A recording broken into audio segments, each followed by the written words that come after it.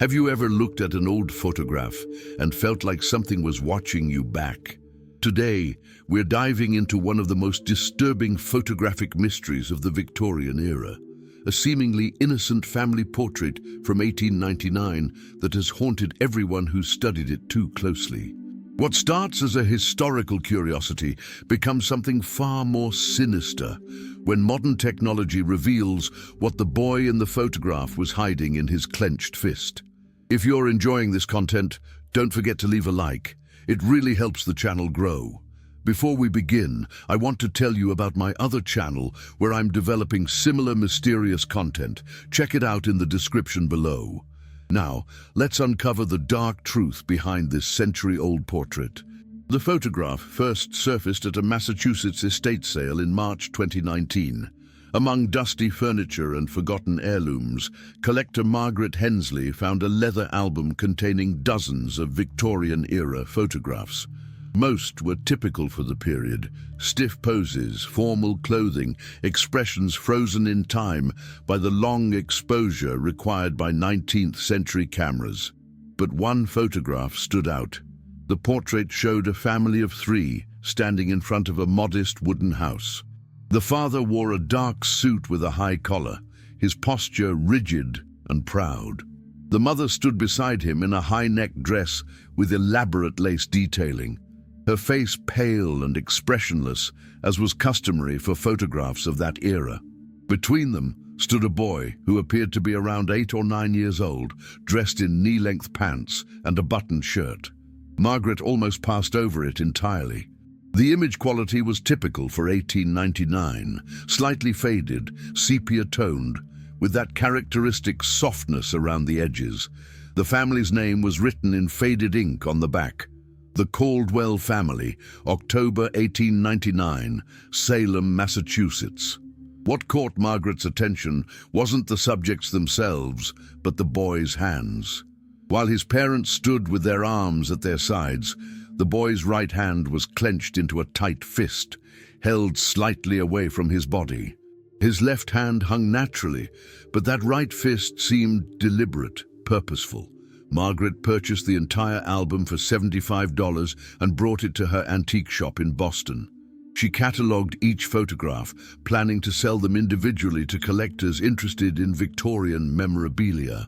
The Caldwell family portrait she listed online with the description: Victorian family portrait, circa 1899, excellent condition, Salem, provenance.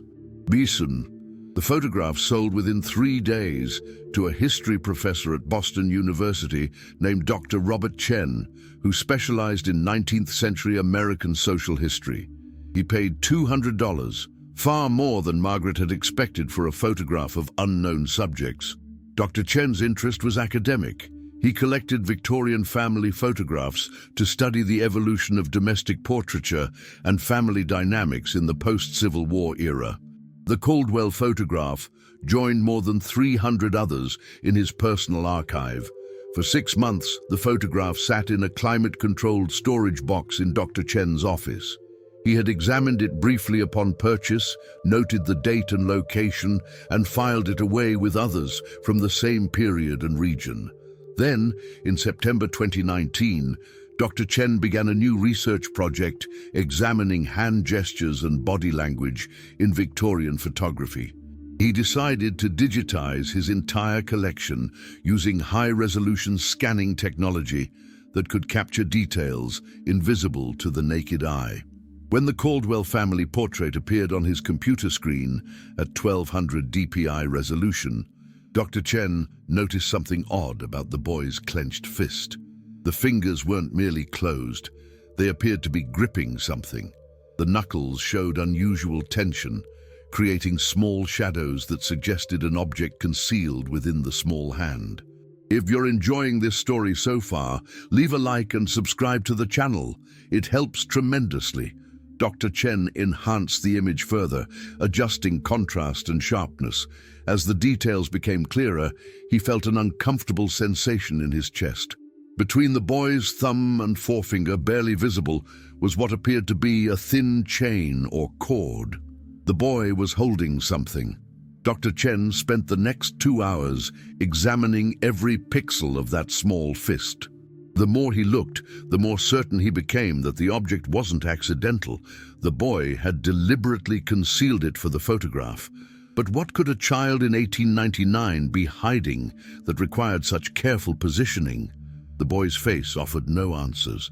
Unlike his parents, whose expressions were typically stoic, the child's features held something different. His eyes, slightly unfocused as was common in long-exposure photographs, seemed to look past the camera rather than at it. His mouth was set in a thin line, not quite neutral, not quite smiling. Dr. Chen decided to investigate the Caldwell family. Salem, Massachusetts had excellent historical records, and a family prominent enough to afford professional photography in 1899 would likely appear in census data, property records, or newspaper archives. What he found in the Salem Historical Society's database made him reconsider whether he wanted to continue his research at all. The Caldwell family had lived at 47 Marlborough Street in Salem. Thomas Caldwell, age 34 in 1899, worked as a bookkeeper for a textile mill. His wife, Elizabeth, was 31. Their son, Samuel, was 9 years old. 6 weeks after the photograph was taken on November 19, 1899, all three were found dead in their home. The newspaper article Dr. Chen found was from the Salem Evening News, dated November 21, 1899. The headline read, "Tragic Deaths at Marlborough Street. Family of 3 discovered in mysterious circumstances." The article provided sparse details. A neighbor had noticed that the Caldwell house had remained dark for 2 consecutive evenings and that the family hadn't been seen for several days. When authorities entered the home, they found Thomas Caldwell in the parlor, Elizabeth in the kitchen, and young Samuel in his bedroom. The article described the deaths as sudden and unexplained, noting that there were no signs of violence or forced entry. The coroner's report, which Dr. Chen located in the Salem Municipal Archives, was more detailed but equally puzzling. All 3 family members had died within hours of each other. The cause of death was listed as cardiac failure for all 3, though the coroner had added a note expressing confusion about how an entire family could simultaneously experience fatal heart attacks with no prior history of heart disease. Toxicology testing in 1899 was primitive, but the coroner had tested for common poisons of the era: arsenic, strychnine, cyanide. All tests came back negative. There was no carbon monoxide poisoning, no contaminated food, nothing that explained 3 simultaneous deaths. The case had been closed as death by natural causes, cause undetermined, and the Caldwell house had been sold at auction 3 months later. The family had no living relatives to claim the property or belongings. Dr. Chen's academic curiosity transformed into something deeper.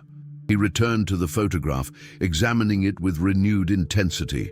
The boy's clenched fist now seemed less like a random detail and more like a deliberate clue.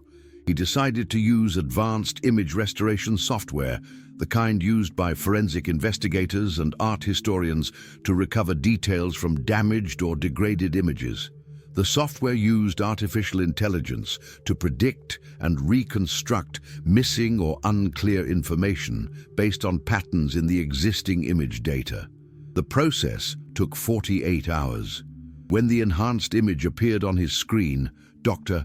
Chen's hands began to shake. The object in Samuel Caldwell's hand was now clearly visible. It wasn't a toy or a coin or any innocent childhood treasure. It was a small pendant, roughly circular, suspended from a delicate chain. The pendant itself appeared to be made of tarnished metal, possibly silver, with an intricate design etched into its surface. But it was the design that made Dr. Chen's blood run cold. The pendant showed what appeared to be an eye, not a human eye, but something else. The iris was too large, the pupil too elongated. Around the eye were symbols that Dr. Chen didn't recognize, geometric patterns that seemed to shift and move when he looked at them too long. He saved the enhanced image, and stepped away from his computer. His office suddenly felt too quiet, too isolated. It was nearly midnight, and the university building was empty. Dr. Chen tried to rationalize what he was seeing. Victorian jewelry often featured unusual designs. Eye motifs were common in mourning jewelry of the period. The symbols might be decorative flourishes, or perhaps characters from an alphabet he didn't recognize. But none of that explained why a 9-year-old boy would hide such a pendant in his clenched fist during a family photograph, or why the entire family would die 6 weeks later under mysterious circumstances. Leave your comment below about what you think of this story so far. Over the next week, Dr. Chen contacted experts in Victorian jewelry, occult history, and 19th century symbology.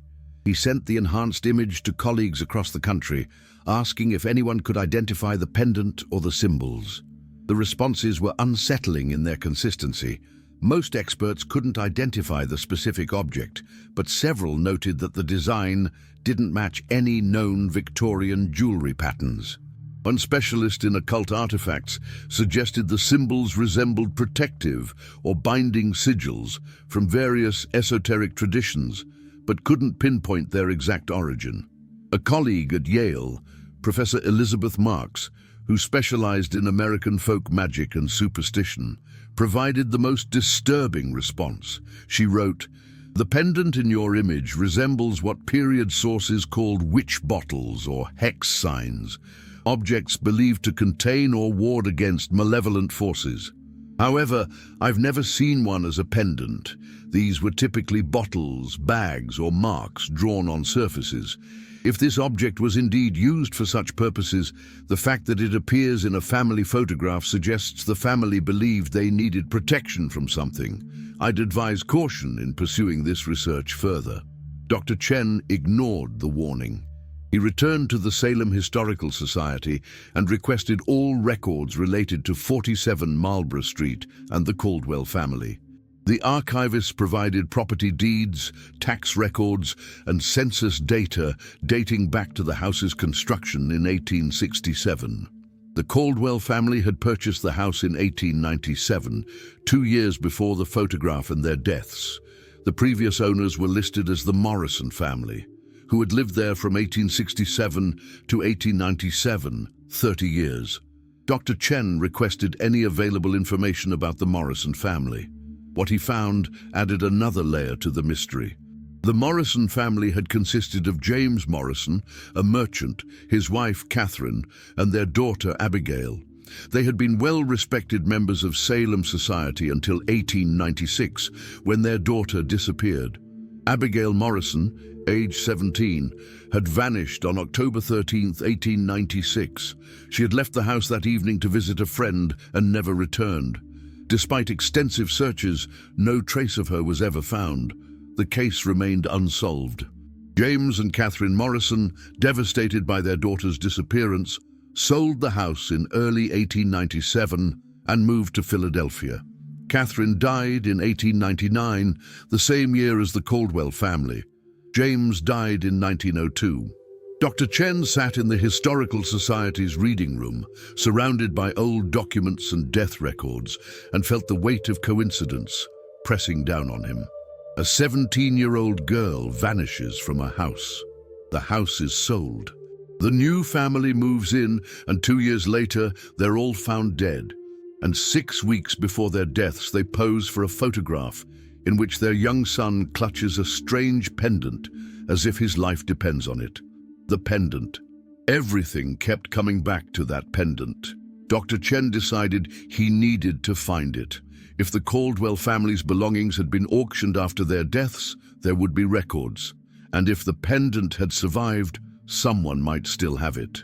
The Salem Municipal Archives contained estate sale records dating back to the 1800s.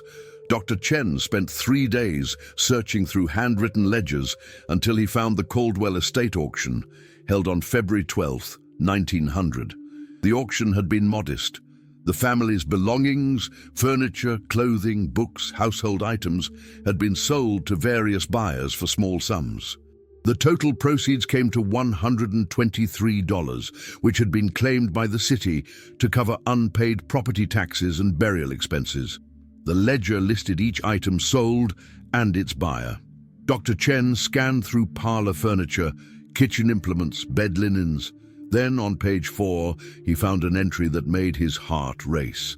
Lot 47, miscellaneous jewelry and personal effects, including one silver pendant with chain, sold to Mrs. Dorothy Blackwood for $250. The pendant had survived. Someone had bought it. Dr. Chen immediately began searching for information about Dorothy Blackwood. Salem city directories from 1900 showed a Dorothy Blackwood living at 112 Essex Street, occupation listed as seamstress. Census records revealed more. Dorothy Blackwood had been 42 years old in 1900, unmarried, living alone. She appeared in the 1910 census at the same address, now 52, still unmarried. But the 1920 census showed no Dorothy Blackwood at that address or anywhere in Salem. Dr. Chen expanded his search to death records. He found Dorothy Blackwood's death certificate from August 1914. Cause of death: heart failure. She had been 56 years old. Another heart attack, another sudden death with no apparent cause. Dr. Chen felt a chill despite the warm reading room. He was beginning to see a pattern that defied rational explanation. Everyone who came into contact with the pendant seemed to die of heart failure. The Caldwell family, Dorothy Blackwood, even Catherine Morrison, whose daughter had vanished from the same house where the pendant had presumably been. If you're enjoying this video so far, leave a like and subscribe. Your support means everything. He needed to find out what happened to Dorothy Blackwood's possessions after her death. More estate records, more searching, more hours in dusty archives. Dorothy Blackwood had died intestate, without a will. Her belongings had been claimed by a distant cousin named Harold Verner, who lived in Boston. The estate settlement documents showed that Verner had taken possession of Blackwood's personal effects in September 1914. Harold Verner proved easier to track. He appeared in Boston city directories as a clerk at a law firm. Census records showed he had married in 1916 and had 2 children. He died in 1959 at age 73, a natural death from old age, Dr. Chen noted with some relief. Perhaps the pattern was breaking. But Verner's death certificate listed something unusual. Under remarks, the attending physician had written, "Patient reported chronic nightmares and anxiety for past 40 years. Refused treatment." 40 years of nightmares. Beginning around 1919, just 5 years after he'd inherited his cousin's belongings. Dr. Chen contacted the Verner family through genealogical databases. Harold's granddaughter, Patricia Verner Thompson, still lived in Boston.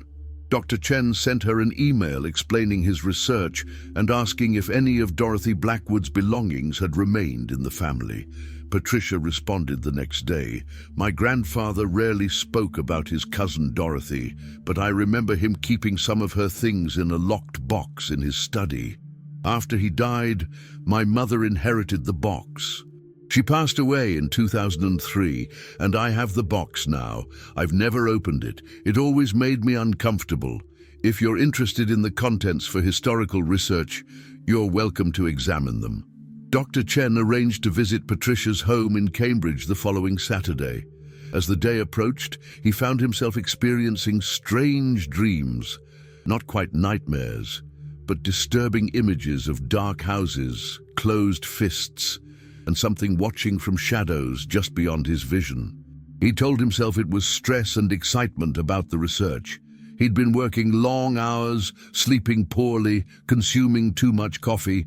The human mind created patterns and connections even when none existed.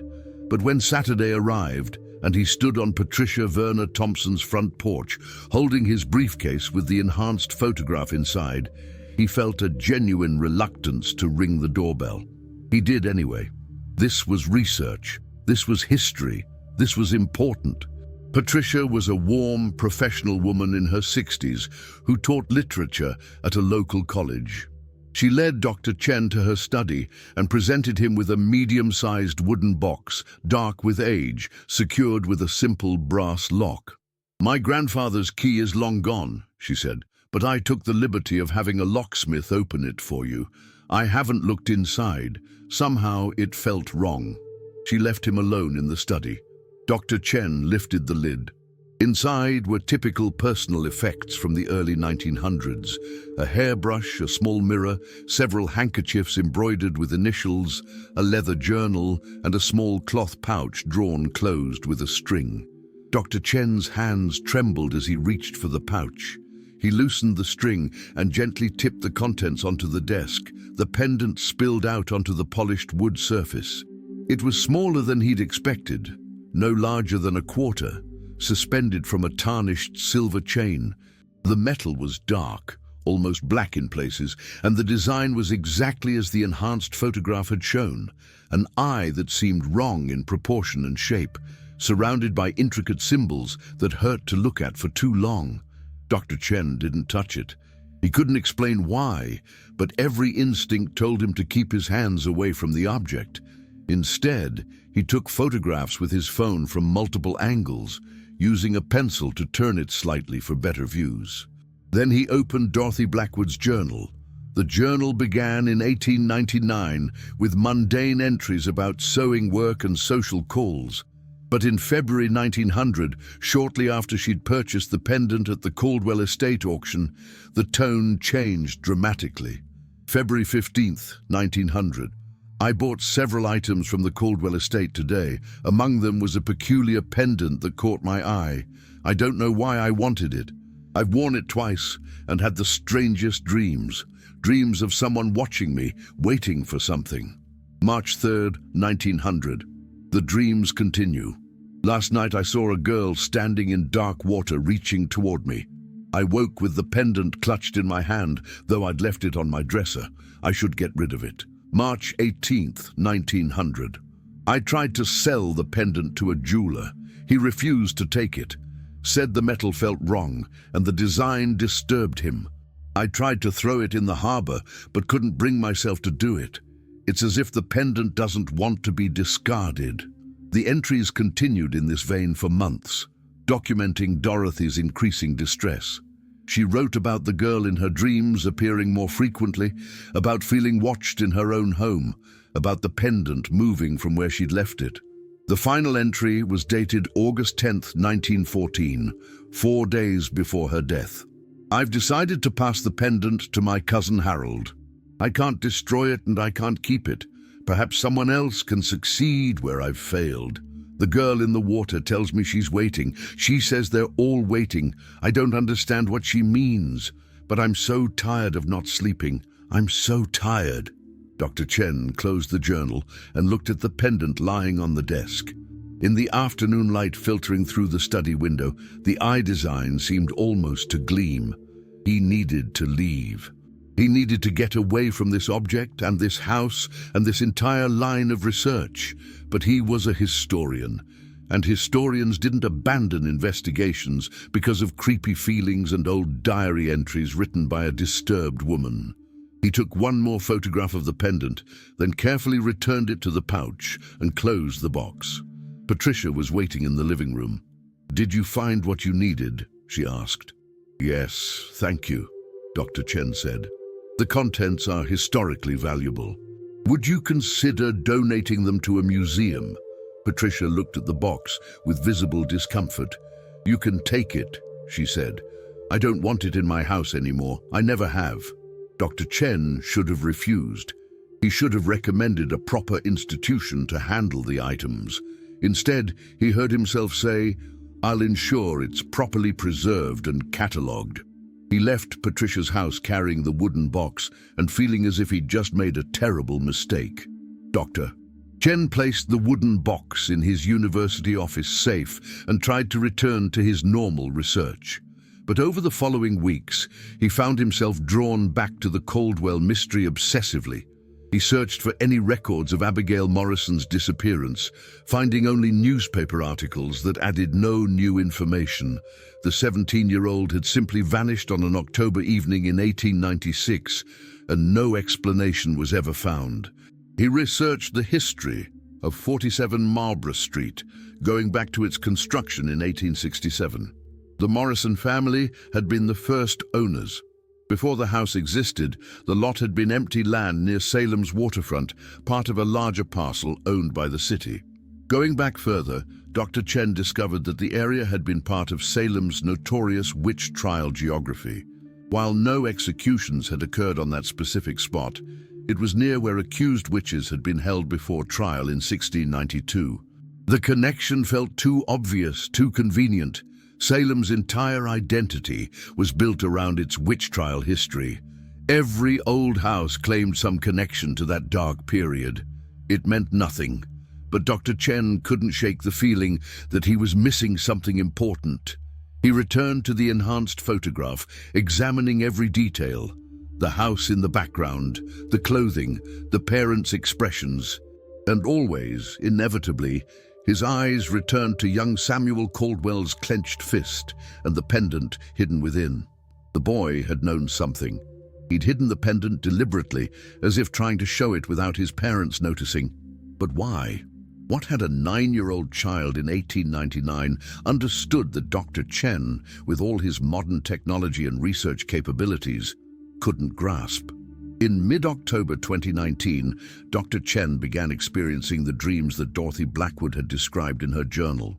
He would find himself standing in dark water, looking at a house that seemed familiar yet wrong. A figure would appear in the water beside him, a young woman with long dark hair and pale skin, reaching toward him with something in her outstretched hand. He would wake with his heart racing, his sheets soaked with sweat, absolutely certain that someone had been standing beside his bed watching him sleep. The dreams came every night. Dr. Chen stopped sleeping well. His colleagues noticed his deteriorating appearance, the dark circles under his eyes, the way he jumped at unexpected sounds, his difficulty concentrating during faculty meetings. One night, unable to sleep after another dream of the girl in dark water, Dr. Chen went to his office at 3 a.m. He opened the safe and removed the wooden box. His hands shook as he took out the pendant. Under the harsh fluorescent lights of his office, the pendant seemed to pulse with a rhythm that matched his heartbeat.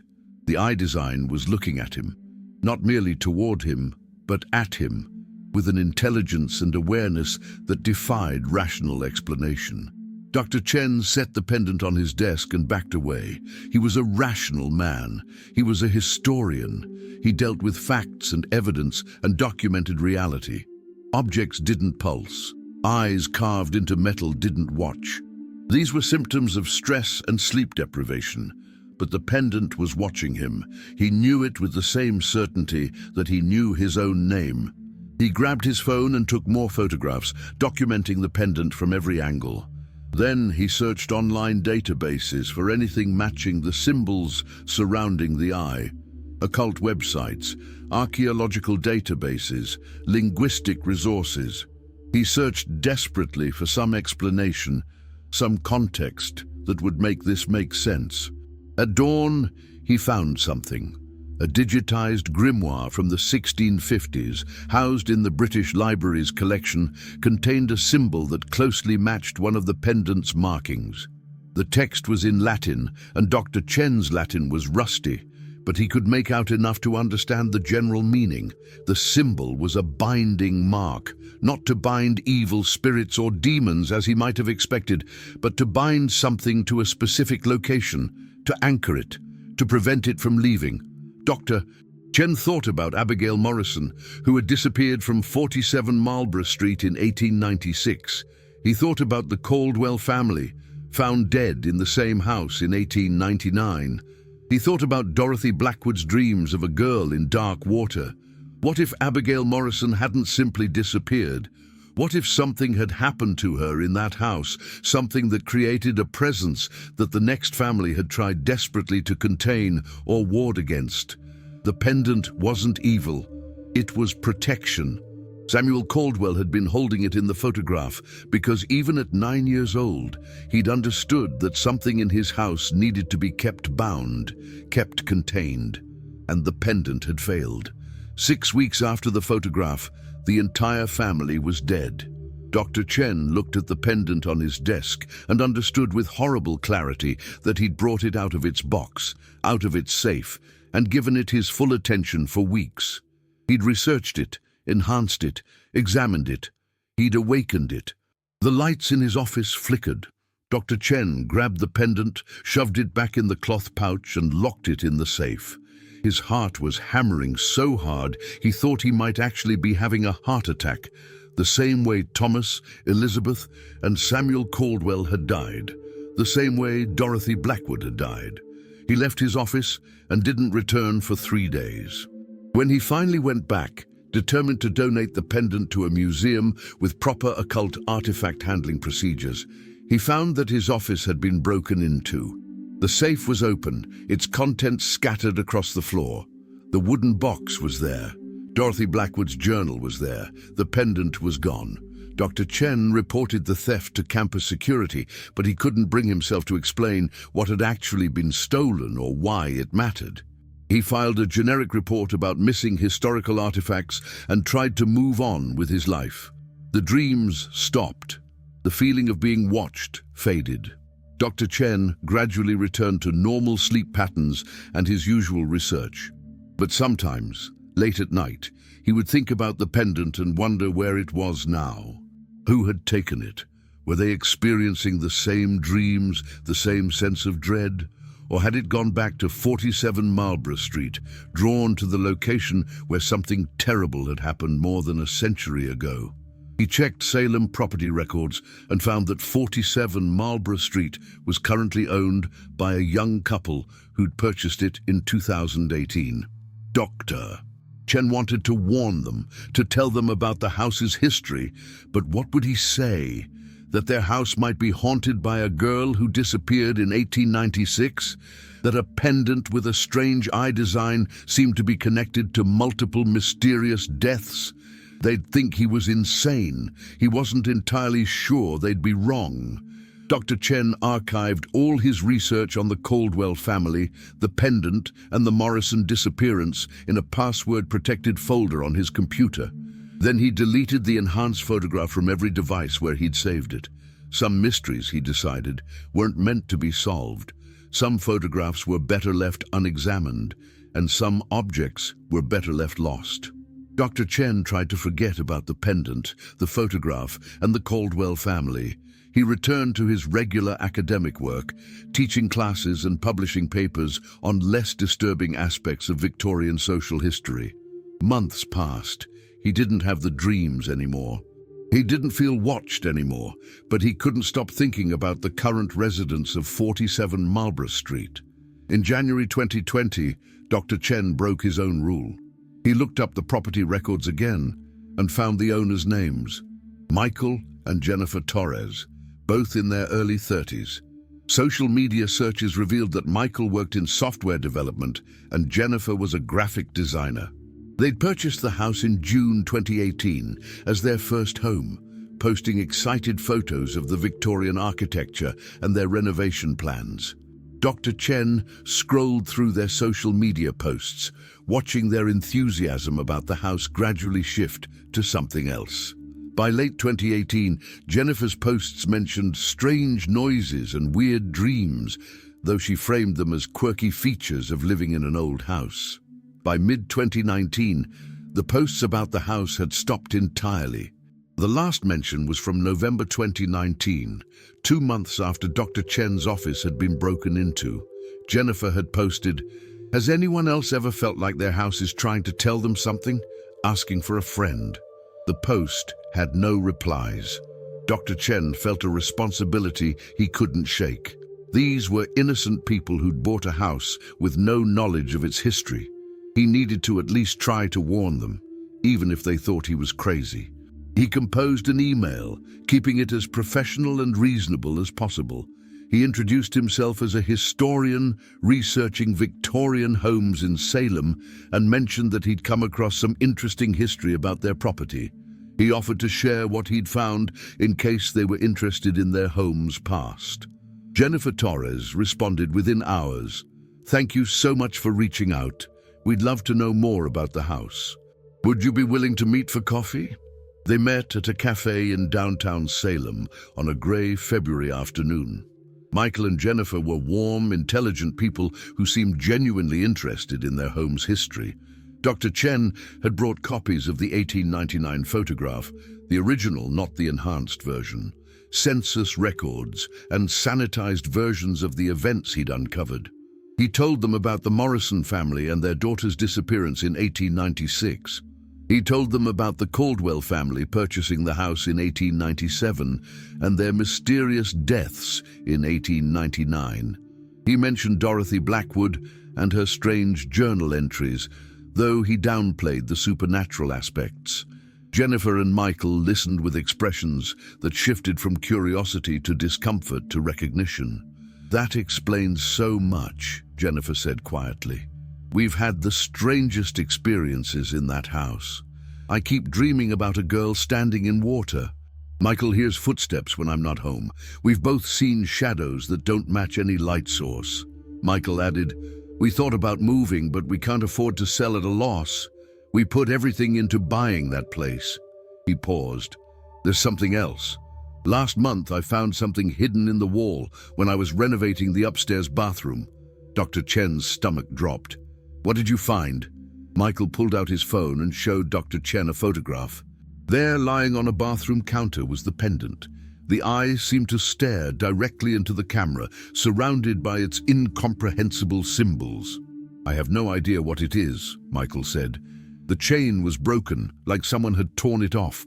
It was hidden inside the wall, wrapped in old cloth. The weird thing is, after I found it, the experiences in the house got worse, much worse." Dr. Chen couldn't speak for a moment. The pendant had returned to 47 Marlborough Street on its own, or been brought back by whoever had stolen it from his office. It had been in the house for months, while Michael and Jennifer lived there, unaware of what they had. "Where is it now?" Dr. Chen managed to ask. "In our bedroom," Jennifer said. "I know it sounds crazy, but I feel like I need to keep it close.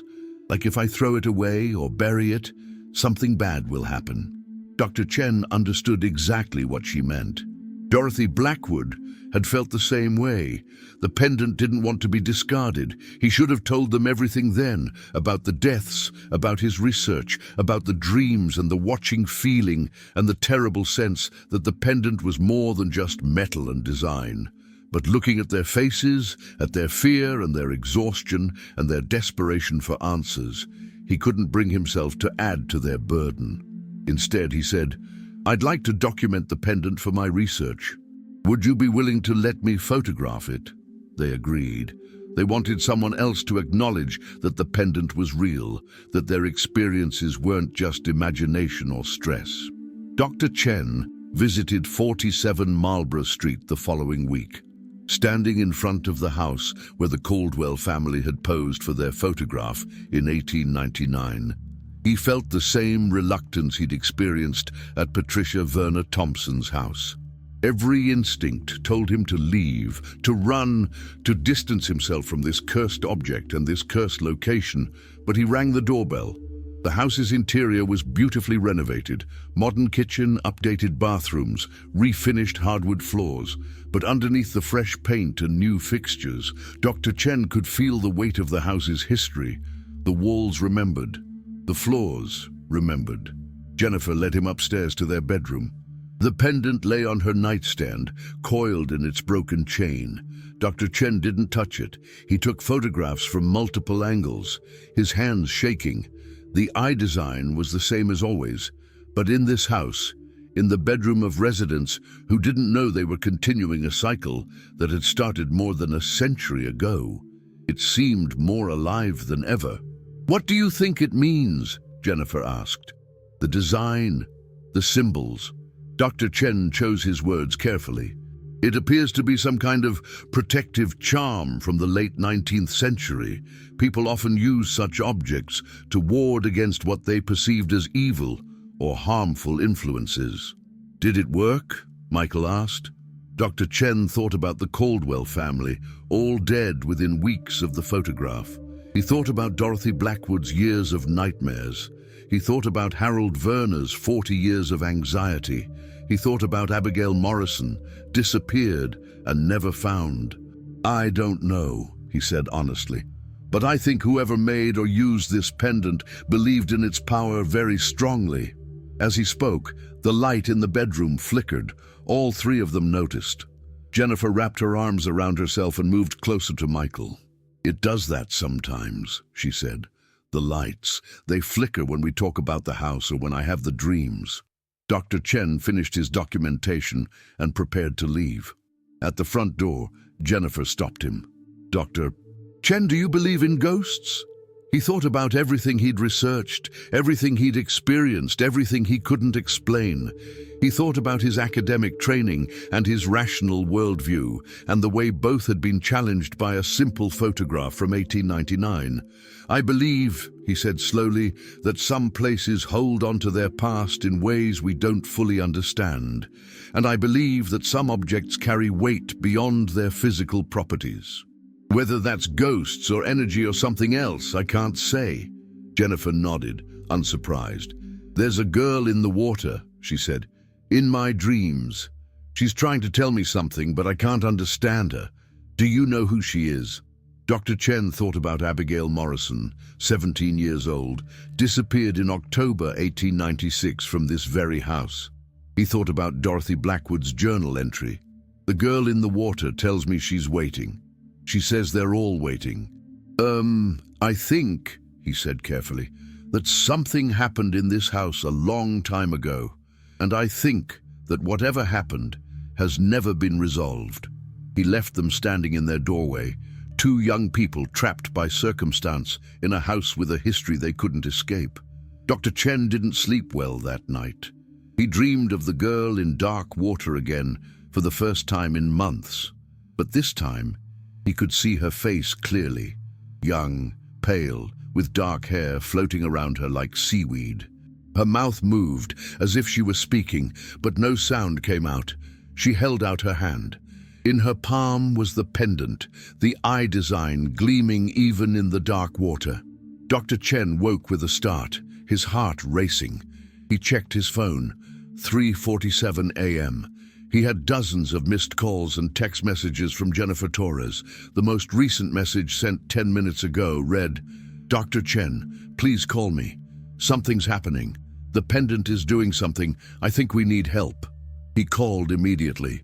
Jennifer answered on the first ring, her voice shaking. "The pendant started glowing," she said, "like actually glowing, with a blue-green light. And the water, Dr. Chen, there's water seeping up through the floorboards in our bedroom. We don't have any pipes up there. The water is coming from nowhere."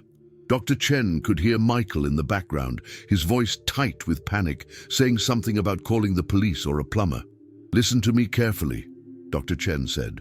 "Take the pendant and leave the house. Right now, don't try to understand what's happening. Just get out."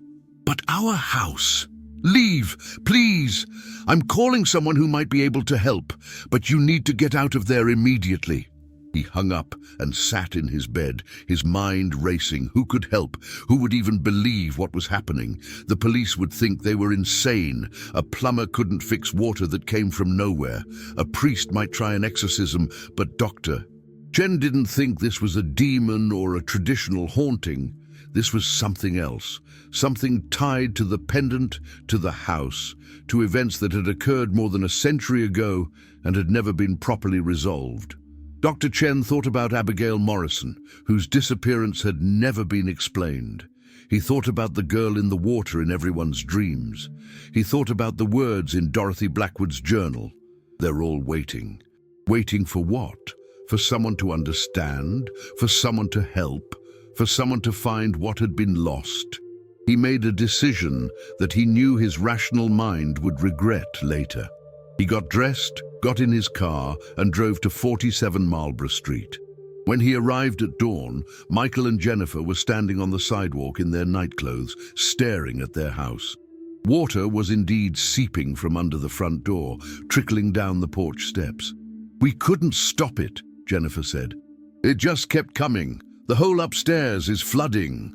Dr. Chen looked at the house and thought about its history. About a family dead in 1899. About a girl who disappeared in 1896. About everyone who had touched the pendant and suffered. And he thought about what the pendant might actually be. Not a protective charm to keep something out, but a seal to keep something contained. "The pendant," he said. "Where is it?" Jennifer held out her hand. The pendant lay in her palm, the chain still broken, the eye design seeming to pulse with faint light in the early morning dimness. "I think," Dr. Chen said slowly, "that the pendant needs to go back where it belongs. Not in the house. Somewhere else. Somewhere connected to what happened here." "Where?" Michael asked. Dr. Chen thought about the dreams, about the girl standing in dark water. He thought about Salem's location on the coast, about the old waterfront that had existed in 1896. "The harbor," he said. "I think we need to return it to the water." The three of them drove to Salem Harbor as the sun rose over the Atlantic Ocean. The early morning was cold and gray, with fog rolling in from the water. They walked out onto a public pier, the old wood creaking under their feet. Dr. Chen stood at the end of the pier, holding the pendant in his hand for the first time since it had been stolen from his office. The metal felt warm, almost alive. The eyes seemed to watch him with something that might have been recognition or might have been anticipation. He thought about all the research he'd done, all the connections he'd made, all the mysteries that remained unsolved. He thought about Abigail Morrison, and whether she'd somehow ended up in this water, whether the pendant had been hers, whether everything that had followed had been her attempt to communicate what had happened to her. He would never know for certain. Some mysteries didn't have neat solutions. Some historical events were lost to time, leaving only shadows and suggestions. But he could try to do what felt right. Dr. Chen drew back his arm and threw the pendant as far as he could into the harbor. It arced through the grey morning air, glinting once in the weak sunlight, and disappeared into the dark water with barely a splash. For a moment, nothing happened. Then Jennifer gasped and pointed at the water. A figure was visible just below the surface, a young woman with long dark hair, pale skin, and a white dress that moved in the current. She was looking up at them from the water, her hand outstretched. Then she was gone, dissolved into the grey waves like she'd never been there. Michael and Jennifer stood frozen, staring at the spot where the figure had been. Dr.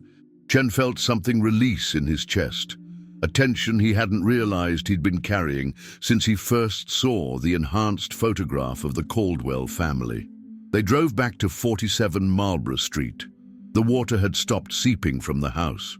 By the time they arrived, it had completely dried up, leaving no trace of the overnight flooding except for some damp spots on the hardwood floors. Dr. Chen helped them check the house thoroughly. Everything was as it should be. No water damage, no strange sounds, no flickering lights. The house felt different, lighter somehow, as if a weight had been lifted. He left them that afternoon with promises to document their experience for his research and to check in periodically. As he drove back to Boston, he realized he would never be able to publish what he'd learned. No academic journal would accept a paper about haunted houses and mysterious pendants. His colleagues would question his sanity. But he would keep the research, keep the documentation, keep the story, because sometime, somewhere, someone else might find an old photograph and wonder about the details hidden in the image. They might need to know that they weren't crazy, that some mysteries were real, and that sometimes the past refused to stay silent. If you enjoyed this video, leave a comment below. I'd love to hear your thoughts and answer any questions. Dr. Chen never experienced the dreams again. Neither did Jennifer and Michael Torres, who still live at 47 Marlborough Street. The house has had no further unusual experiences, no flickering lights, no strange water. The original photograph of the Caldwell family remains in Dr. Chen's collection, stored in a climate-controlled archive. He sometimes takes it out and looks at young Samuel Caldwell's clenched fist, at the parents who would be dead 6 weeks later. at the house in the background where so much tragedy had occurred. The pendant itself is somewhere in Salem Harbor, resting in the dark water where perhaps it always belonged. Whether it was truly supernatural or simply an object that people imbued with meaning and fear, Dr. Chen will never know for certain. But on certain foggy mornings, when the light hits the water just right, people walking along Salem's waterfront sometimes report seeing a young woman standing in the shallow surf, looking toward the shore as if waiting for someone to recognize her. Maybe it's Abigail Morrison. Maybe it's the girl from everyone's dreams. Maybe it's just the fog and the light playing tricks on tired eyes. Or maybe some stories don't end. They just fade into the background, waiting for the next person curious enough to look more closely at an old photograph and ask, "What am I not seeing?" If you haven't subscribed yet, please do so and turn on notifications so you don't miss future videos. The mystery of the 1899 portrait and the pendant it revealed remains unsolved. The deaths of the Caldwell family, Dorothy Blackwood, and the disappearance of Abigail Morrison are historical facts with no definitive explanations. Sometimes, the most terrifying stories are the ones that refuse to provide answers.